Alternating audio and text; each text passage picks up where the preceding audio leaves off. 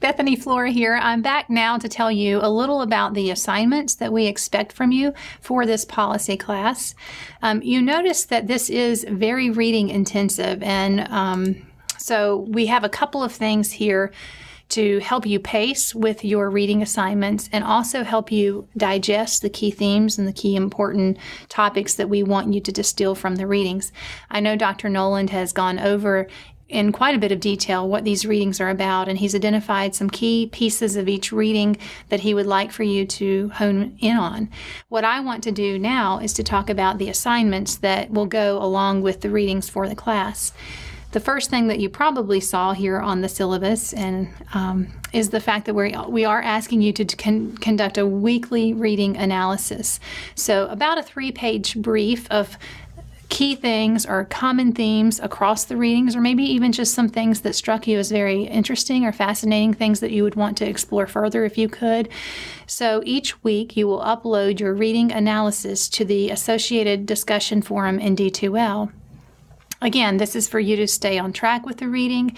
It's for us to see some of those ideas that are emerging to you from the reading, and then we're hoping, and my true intent is that you will bring those summaries to our weekend sessions so that you'll have guides there in front of you as we embark upon these policy panel discussions. So there are a couple of things going on there, encouraging you to read, but also preparing you for the weekend panel seminar sessions where you are talking about the readings. The second piece that we will have you do in this class is this policy crosswalk. Now, we want you to think about policy at 3 different levels and across 3 different domains.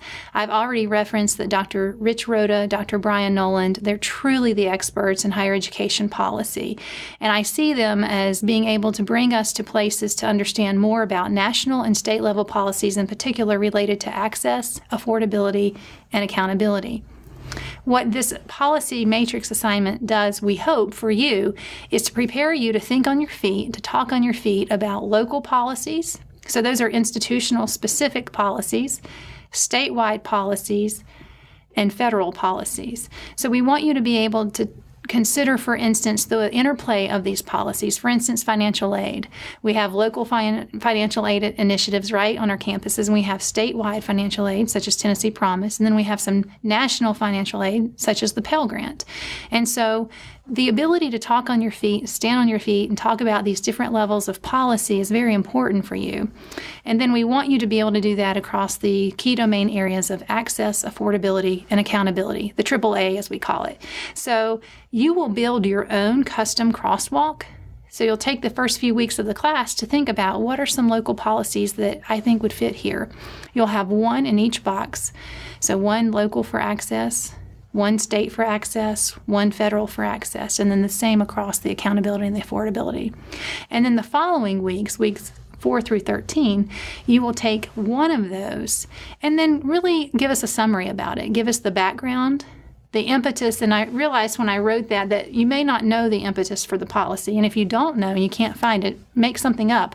I mean, it's important for us to see that you could think through what could have created that. So guess, use the literature and your research, and if you really cannot find the impetus or the origin for the policy, use an informed response and hypothesize why you think that policy came into play. Then we want you in that policy summary to talk about any impacts or implications or outcomes from the policy based on what you have found in your research.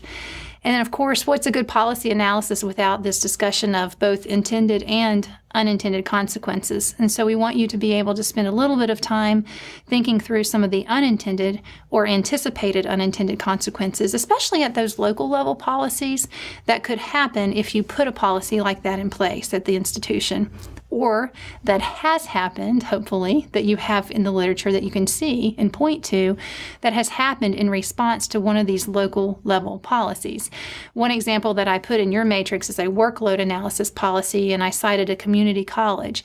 I think it's important for you all as policy connoisseurs to be able to articulate the good, strong, intended outcomes of a workload analysis policy, but also maybe some of those unintended consequences that could happen from putting that into play. And then lastly, in that policy analysis, we do want you to spend a little bit of time talking about how you might amend the policy or make an adjustment to the program. So that policy analysis crosswalk is a very important piece of your learning in this class, along with the readings that we're having you do. Come prepared for those weekend seminar sessions to bring what you've worked on to date in both of those areas so that we can talk about them and get to know you a little better then. I look forward to these. I hope you enjoy this. I know it is a lot of reading and a lot of writing, but we do really believe you'll benefit from it. I'll see you online soon. Thanks.